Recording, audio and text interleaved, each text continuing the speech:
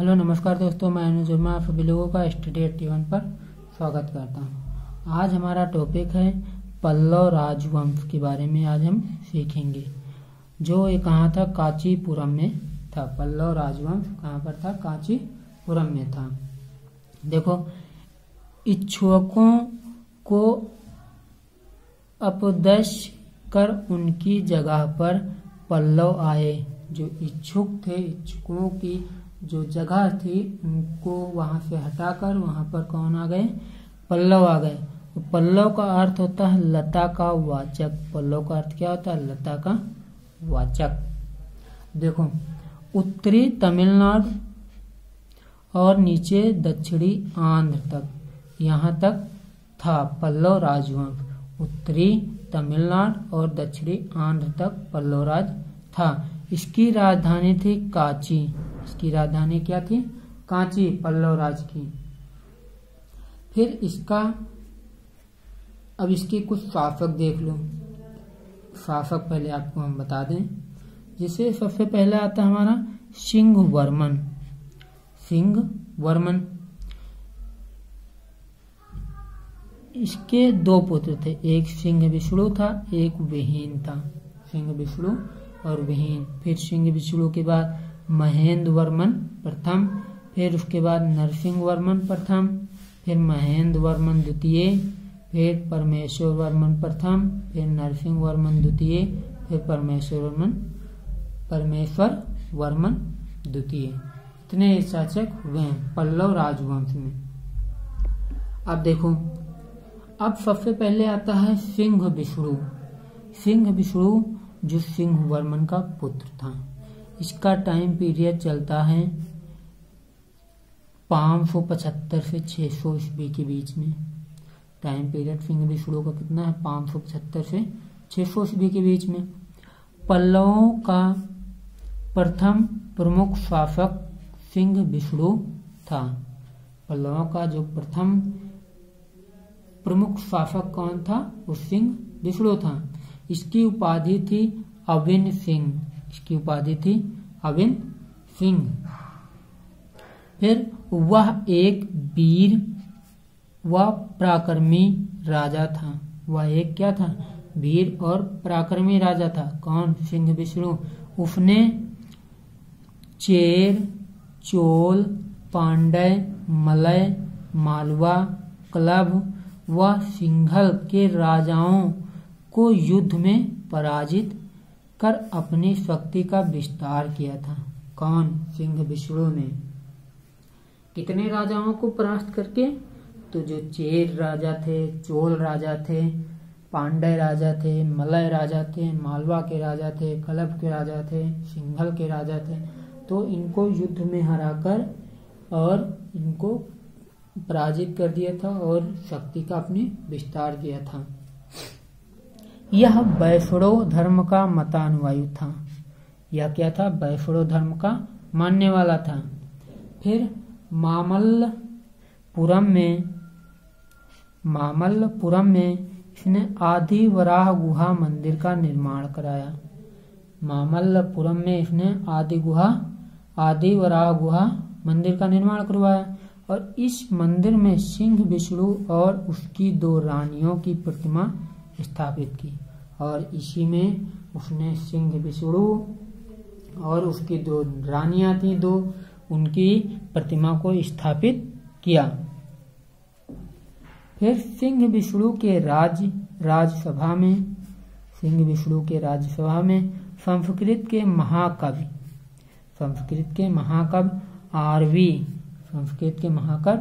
RV रहते थे।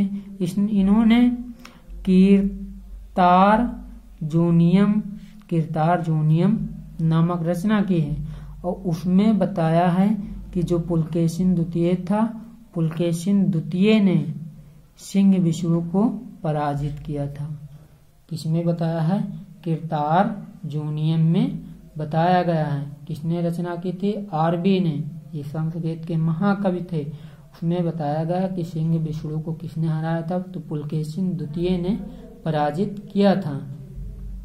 फिर आता उसके बाद महेंद्र वर्मन प्रथम।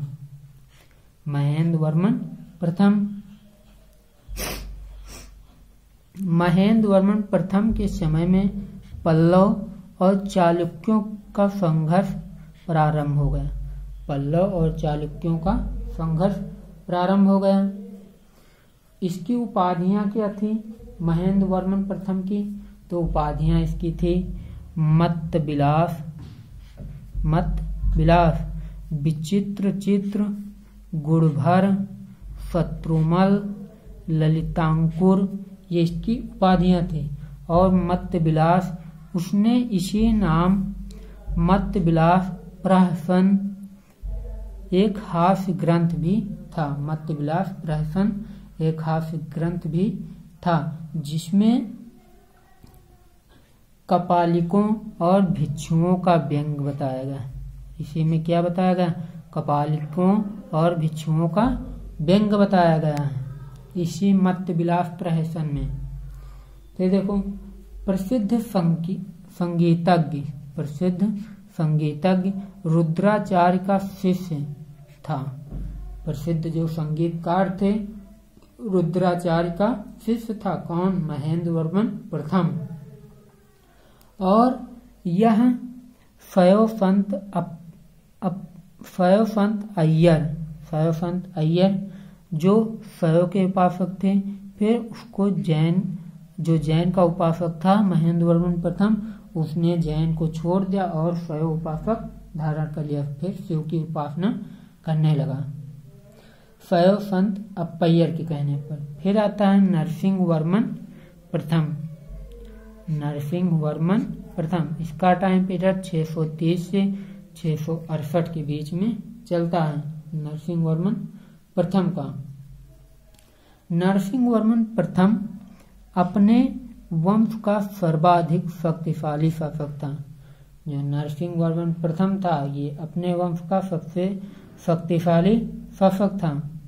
उसने अपने पिता के पराजय का बदला लिया। उसने क्या किया? अपने पिता के पराजय का बदला लिया। पल्लवों की सैन्य शक्ति को पुनः संगठित कर दिया और उत्तर दिशा में विजय यात्रा आरंभ की। और क्या किया? उत्तर दिशा में विजय यात्रा आरंभ की। फिर इसने बादामी के मल्लिकार्जुन में एक पत्थरों से निर्मित मंदिर को बनवाया। नरसिंह वर्मन ने क्या किया? जो बादामी में मल्लिकार्जुन मंदिर है, तो उसमें इसने पत्थरों से इसका निर्माण करवाया। मल्लिका अर्जुन मंदिर का निर्माण करवाया। इसने पुलकेशिन द्वितीय से 3 युद्ध लड़े, एक परियाल, एक सूरमल, एक माड़ी मंगलम, और इसी में पुलकेशिन द्वितीय ने परास्त किया। तीनों युद्ध में इसने पुलकेशिन द्वितीय को परास्त कर दिया। फिर देखो, बस थोड़ा सा और बचा है। फिर आता है वातापी जीतने के उपलक्ष्य में। वातापी जब इसने जीत लिया, उसके उपलक्ष्य में वातापी कोंडा, वातापी का विजेता एवं महामल्ल या मामल्ल की उपाधि धारण कर ली। महामल्ल या मामल्ल की उपाधि धारण कर ली नरसिंह वर्मन प्रथम ने। फिर वेनफांग जो कांचीपुरम में था, वेनफांग कांचीपुरम, उसने राजा व प्रजा दोनों की प्रशंसा भी की। जो वेनफांग था, उसने कांचीपुरम के राजा और प्रजा की प्रशंसा की। जो नरसिंह वर्मन प्रथम था, नरसिंह वर्मन प्रथम ने महामल्लपुरम, मामल्लपुरम और महाबलीपुरम नामक नए नगरों की स्थापना की। नरसिंह वर्मन प्रथम ने क्या किया? महामल्लपुरम और मामल्लपुरम, महाबलीपुरम नए नगर बसा दिए। इसने रथों का निर्माण भी करवाया। नरसिंह वर्मन ने रथों का निर्माण भी करवाया। इसने अनेक मंदिरों को बनवाया। जैसे एक धर्मराज का मंदिर है, उसको भी इसी ने बनवाया नरसिंह वर्मन ने। तो आपसे एग्जाम में पूछा जाता है कि धर्मराज का मंदिर किसने बनवाया, तो कौन है, नरसिंह वर्मन प्रथम। फिर आता है महेंद्र वर्मन द्वितीय। इसका टाइम पीरियड 668 से 670, 2 साल तक रहता है, 668 से 670।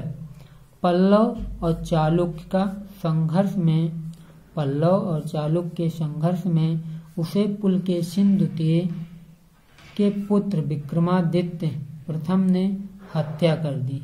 विक्रमादित्य प्रथम ने हत्या कर दी और आक्रमण कर दिया परमेश्वर वर्मन प्रथम के ऊपर।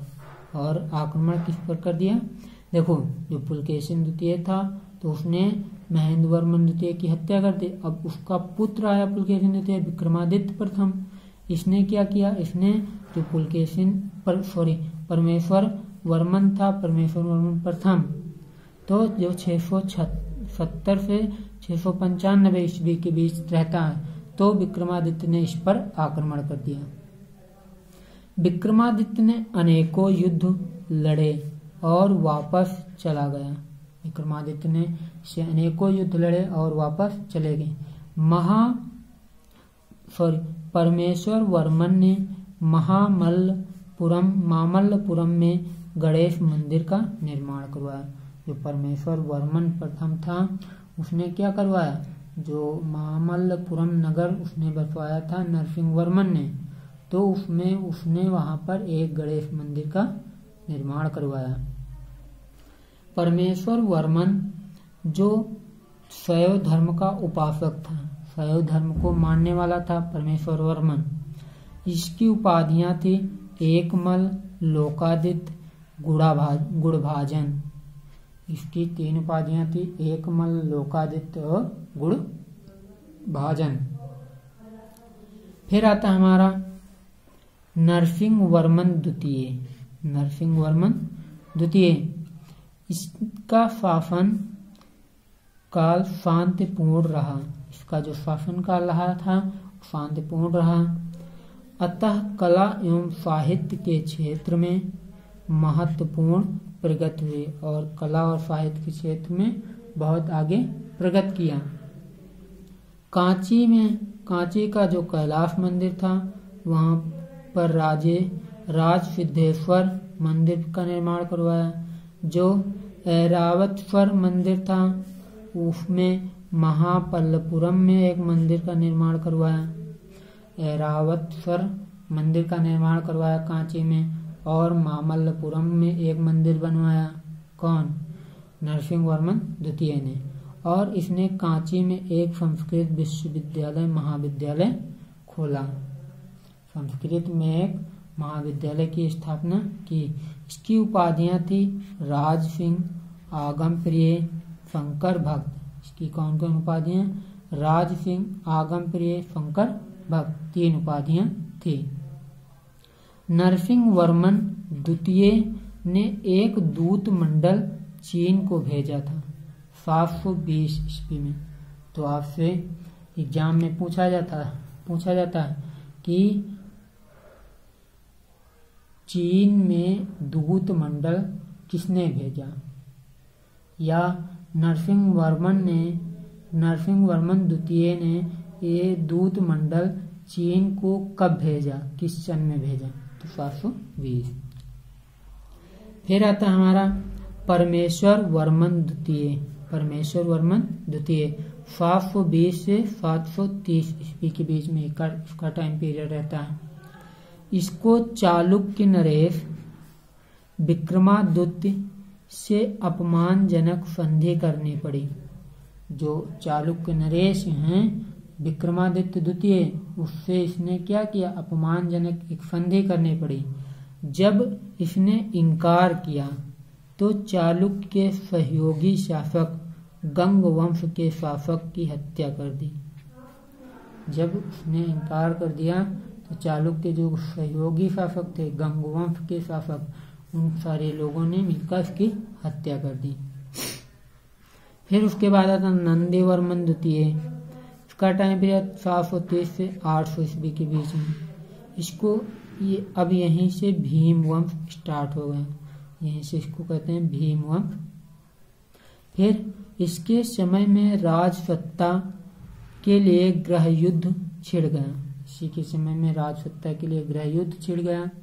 नंदीवर्मन द्वितीय ने पल्लवों की सैन्य शक्ति पुनः संगठित की। जो नंदीवर्मन द्वितीय था, इसने पल्लव की जो सैन्य शक्ति थी उसको पुनः संगठित किया, पुनः मिलाया और कांची को चालुक्यों से अधीनता से मुक्त करा दिया। और जो कांची था, जो चालुक्य उस पर आक्रमण कर लिए थे, तो उससे इसने मुक्त करा दिया। फिर राष्ट्रकूट सत्ता का संस्थापक हुआ। राष्ट्रकूट सत्ता का संस्थापक दंतीदुर्ग ने 750 ईस्वी में इसे पराजित किया, किंतु संधि के बाद छोड़ दिया।